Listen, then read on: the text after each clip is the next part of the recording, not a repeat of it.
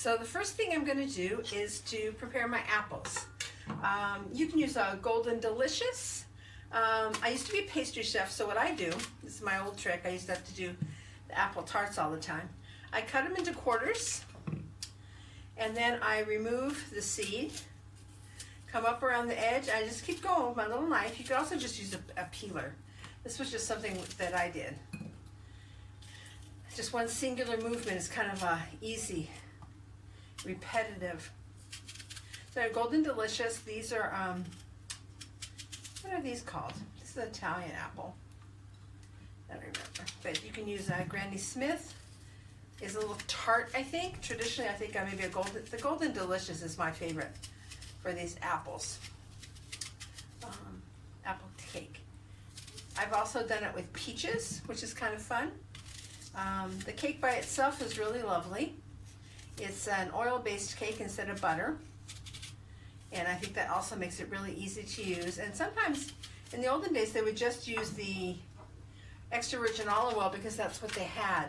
But today, I'm just using my corn oil. It's lighter, has less flavor, so it's gonna be more delicate. And this is kind of a base that I've done before in a carrot cake recipe that I've always made. It's an oil-based instead of a butter-based.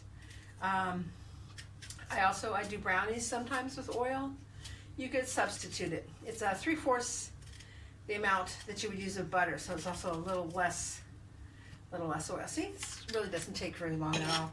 I have another apple cake on my website from Montagliati, which is a trattoria in Chianti, and it's actually 5 apples and only a half a cup of flour. So it's almost all baked apples, almost like in a little crepe batter. But it's the same idea, but it has melted butter. It has the lemon, which is the same, which I think Italians tend to use lemon more than vanilla. They didn't really have vanilla. So now what I'm going to do is just off on the side, I'm just going to slice these very thinly. And eventually some of them you're going to use to place on the top. So I would slice them kind of in a cute way. Nice even slices so you can decorate with them afterwards. And the rest of it you're going to just put in the cake. So you have these nice bites of apple in the cake as well. This is beautiful for breakfast or a rustic kind of a dessert. You can just toss it with powdered sugar on the top. I like to cook it with a little sugar as I'm baking it on top. Also, instead of buttering and flouring my pans, I butter and sugar my pans. Gives me a nice little crisp outside crust also. Here we go. And so the apples don't turn black. I'm going to add lemon. I don't want them to oxidize, but first I'm going to zest the lemon. These are to zest it when it's still whole. And oh, it smells so good. These are from the Amalfi Coast. It's lemon season right now. So they're so fragrant. One of the things I think about using different ingredients is that they all have a little bit different flavor. So sometimes your lemons aren't as tart. Okay. So I'm going to leave the zest in there too. And then before you want to get a lot of juice out, just roll on it first. That'll get you more juice out of your lemon. It should also be room temperature and not directly from the refrigerator. We don't even keep ours in the refrigerator. These are very, very tart, so I'm just going to do half a lemon. I'm going to just toss these, okay, so that's ready. And now for my cake itself, I'm going to start with the 2 eggs. These are beautiful, beautiful eggs from just our grocery store, but they're chickens that walked, free-range chickens. I'm using just a regular whisk. Break these up a little bit. So we have a cup of sugar first, and this is going to make a nice batter by doing this the first part. So a cup of sugar. This is like the same as my old carrot cake was too. I have a lot of recipes that are eggs and sugar whisked together first to make your batter. This is such such a simple cake. You can make it even right before dinner, okay? And then we're gonna add the half a cup of oil.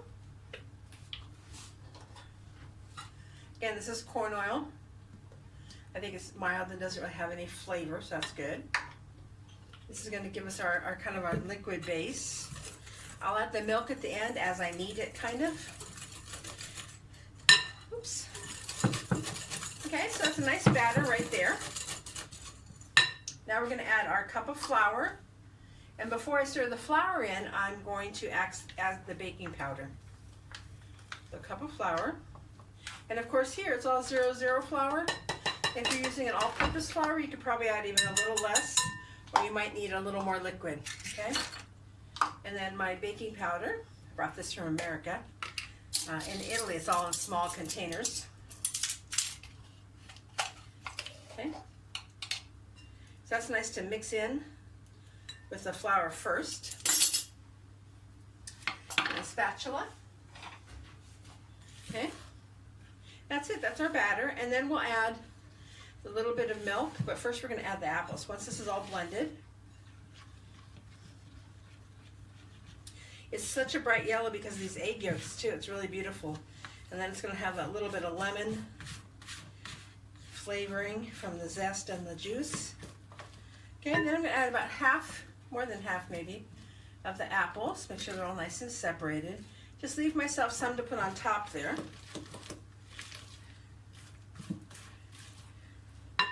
And then a little bit of milk if you want, or the vin santo. Sometimes I just make vin santo cake, which is lovely too. I think I'm just gonna add 1/4 of a cup. I think this batter looks really nice. Again, you know, sometimes when we follow recipes, I think it depends on what size of your eggs are and things like that, what kind of flour you're using. To me, the 3rd time's a charm when you make a recipe in a different country from what I'm doing. You might say, oh, it's a little bit dry. I think I'll add a little more liquid, or you're using your all-purpose flour, for sure I think it would be drier. So now what I'm going to do is just lightly grease my cake pan, and I'm going to sugar it. Okay. So it's going to spread a little bit of olive oil like you would melted butter. Traditional. It's funny how things change country to country. And then I'm just going to add a little bit of sugar. I do this too sometimes when I'm making things gluten-free. You know, it's easy to get gluten-free flour and make a gluten-free cake. That's very easy. Okay. Go around the edges. Okay, so I have a sugared base right here. Okay, so oil, milk, sugar, baking powder, flour. Was that easy? Okay, so now we're going to go into the pan. Get everything out. Okay, that's beautiful.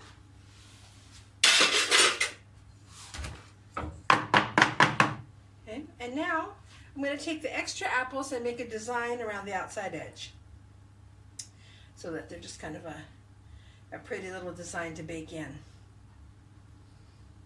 Okay, and then if you have pine nuts, traditionally all the cakes here would use pine nuts because that's what we have. A lot of pine trees around in Tuscany. So kind of make like sun rays, or it kind of looks like a little sunflower. Very nice. So just spread these out, and these will just cook right on top of the batter here. A few more pieces.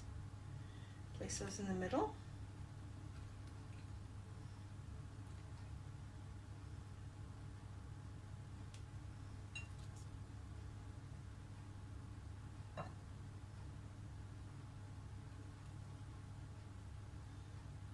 Okay, find a little place. There we go. So that was 2 apples, and there's our beautiful little cake. And now I have some pine nuts.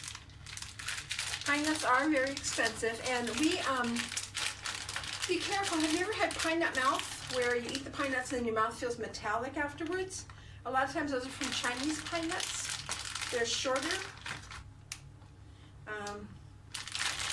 So they're very expensive because they're hard to gather. So as many as you can afford. Like here for me in Italy, it's very expensive for me to get pecans. So those are Those are hard for me to come by. We don't use a lot of these, so it's nice. And this is my cake. And it's going to take about half an hour in the oven. Show it to you later. Okay, the cake is done now, so we'll take it out of the oven.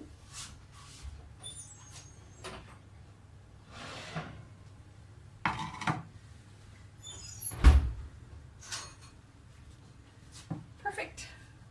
Look at that. So here's our Tuscan apple cake. Buon appetito.